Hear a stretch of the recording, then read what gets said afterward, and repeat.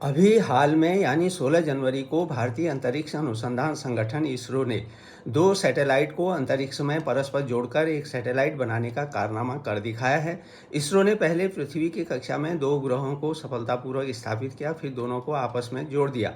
इसे वैज्ञानिक भाषा में स्पेस डॉकिंग एक्सपेरिमेंट स्पारडेक्स कहा जाता है और ऐसी क्षमता हासिल करने वाला भारत दुनिया का चौथा देश बन गया है। भारत से पहले अमेरिका, रूस और चीन ने ही इस कारनामे को अंजाम दिया है। भारतीय वैज्ञानिकों की यह उपलब्धि इस मायने में ज़्यादा महत्वपूर्ण है कि उन्होंने अपने सीमित संसाधनों और अपनी क्षमता से खुद का डॉकिंग मैकेनिज्म विकसित किया। इस बेहद जटिल व संवेदनशील तकनीक को अब तक कामयाब हुए देशों ने भारत को नहीं दिया था, इसलिए इसरो ने इसे भारतीय डॉकिंग सिस्टम नाम देकर पेटेंट भी करा लिया है।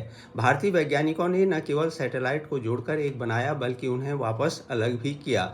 यह तकनीक बहुत काम की है, क्योंकि भविष्य में भारत को अपना अंतरिक्ष केंद्र बनाना है और अंतरिक्ष केंद्र बनाते समय एक यंत्र को दूसरे से जोड़ने की कला में माहिर होना सबसे जरूरी है, क्योंकि अंतरिक्ष में कोई भी निर्माण कार्य एक झटके में पूरा नहीं होगा, बल्कि अंतरिक्ष केंद्र हेतु वांछित सामग्री को बारी बारी अंतरिक्ष में ले जाने की जरूरत पड़ेगी। अगर एक बड़े सैटेलाइट को अंतरिक्ष की कक्षा में स्थापित करना मुश्किल हो, तो छोटे छोटे सैटेलाइट जोड़कर बड़ा सैटेलाइट तैयार किया जा सकता है।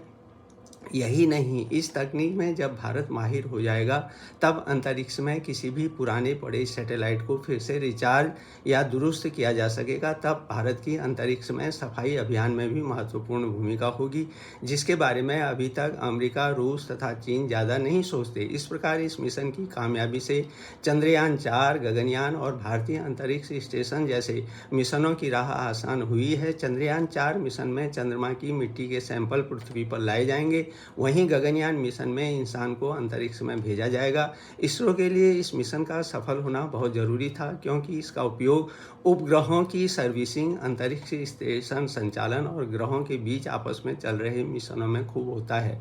भारत की यह सफलता अंतरिक्ष में छिपे कई रहस्यों और जानकारियों के उद्घाटन में बहुत काम आएगी। तकनीकी दक्षता के साथ साथ इस मिशन के जरिए भारत वैश्विक व्यावसायिक अंतरिक्ष बाजार में भी अपनी जगह सुनिश्चित कर रहा है। 2030 तक यह बाजार $1 ट्रिलियन का हो सकता है। फिलहाल इसमें भारत की हिस्सेदारी सिर्फ $8 अरब की है। सरकार का लक्ष्य 2040 तक इसे बढ़ाकर $44 अरब करने का है और भारत इस दिशा में निरंतर प्रयासरत है। इस लक्ष्य को ध्यान में रखते हुए ही सरकार ने श्रीहरिकोटा में तीसरे लॉन्च पैड के निर्माण को भी मंजूरी प्रदान की है।